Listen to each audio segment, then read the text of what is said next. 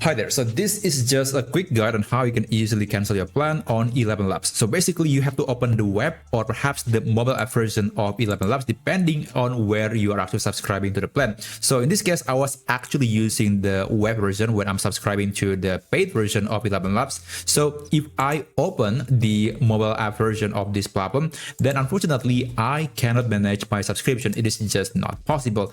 It tells me that I have to open the web version in order to manage my subscription. So I'm going to open the web version and I'm going to log into my account. Now, after that, after you open the appropriate version, which in this case, the web version, you can click the profile picture right here and then go to subscription. And after that, click manage subscription. Okay, so you'll see this interface. Just scroll down a bit and then click cancel subscription.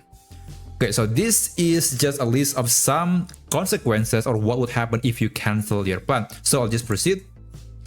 And it will ask you why do you want to cancel, and you can give any reason. It's up to you. Let's say I'm going to choose this option and click continue. So this is one tactic that they employ to keep you stay. They're just giving you some discount for the next subscription, but I'll cancel anyway.